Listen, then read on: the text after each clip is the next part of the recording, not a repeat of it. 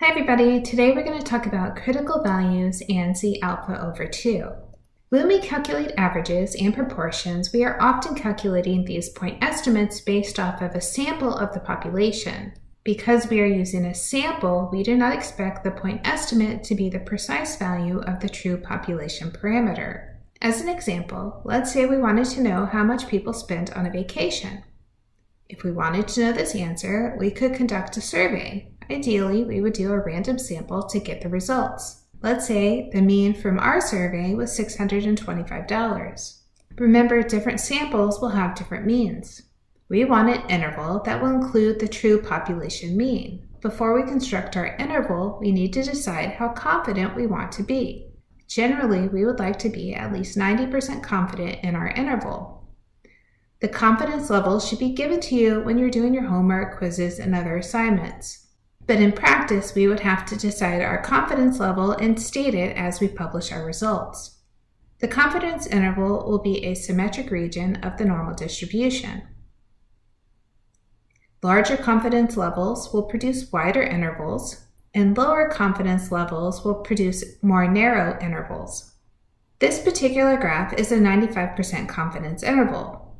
The shaded region represents 95% of the graph. Notice we have areas left on the right and the left tail. We want to start by figuring out how much information is in each tail. We use alpha to represent 1 minus the confidence level. In this case, we have 1 minus 0.95, which is 0.05. The remaining 5% of the graph is split equally between the right tail and the left tail. 0.05 divided by 2 is 0.025. We use the notation alpha over 2 to represent the area on the right and on the left. We use the notation Z alpha over 2 to represent the Z-score on the graph for which alpha over 2 is on the right and alpha over 2 is on the left. Z alpha over 2 is called a critical value. Finding the value of Z alpha over 2 is a critical piece of finding our confidence interval. Let's do a quick interpretation. If this graph represents a 95% confidence interval for the number of days of vacation employees receive at work, then the 95% confidence interval is mu is between 9 and 15. This means 95% of similarly constructed intervals will contain the actual population mean number of days of vacation. Let's make a region corresponding to a 98% confidence level. We'll start by finding the value of alpha. Alpha will be 1 minus 0.98, which is 0.02. Next, we'll find alpha over 2, which is 0.02 over 2, or 0.01. Z alpha over 2 is the Z-score that will have 0.01 to the right of the number. It also means it has 1 minus 0.01 to the left. So looking at our graph, we have 98% in the middle, we have 1% on the right, 1% on the left. Looking at Z alpha over 2, and the right tail says that 98% plus 1% would be to the left, which is 99%. Now we need to find Z alpha over 2, which we call our critical value. To do that, we'll look for the Z-score for the 99th percentile. In Desmos, I'll type normal, dist, parenthesis, and close it, dot, inverse, CDF, parenthesis, 0.99. It tells me a value of 2.32634787404. Let's check our value. To check the value, I'll type normal, dist again. This time, I'll hit find cumulative. And on the max, I'll put in the value we just found, 2.32634787404. We can see it gives us 0.99. Our Z alpha over 2, which is our critical value, would be the 2.326. This confirms that we found the correct Z alpha over 2. Now that we know the Z alpha 2 on the right is 2.33, let's find the Z alpha 2 on the left. On the left, we're looking for the Z-score that corresponds to 1%.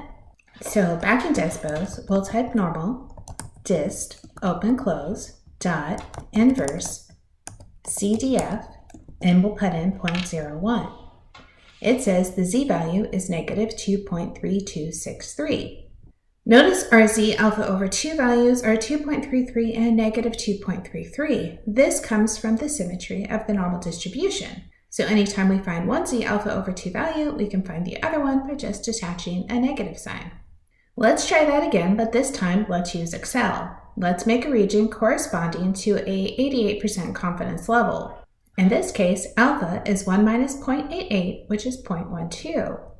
Alpha over 2 will be 0.12 over 2, which is 0.06. Our z alpha over 2 will have 0.06 to the right, and negative z alpha over 2 will have 0.06 to the left. On the graph, we can see a shaded region of 88%, our 6% on the right, our 6% on the left. Then to find z alpha over 2, I'm going to add the 88% and the 6%, which is a total of 94%. And we're going to look for the z alpha over 2 value. In Excel, we'll start typing norm, and we want to do .s.inv. Our probability is 0.94, which gives us 1.55477. Let's call that 1.55. Now that we have 1.55 on the right, we can just add a negative sign to get our z alpha over 2 on the left. Let's do a quick check to make sure the 1.55 and the negative 1.55 gives us the 88% confidence level we were looking for. To check, I go back to Excel and I type equals.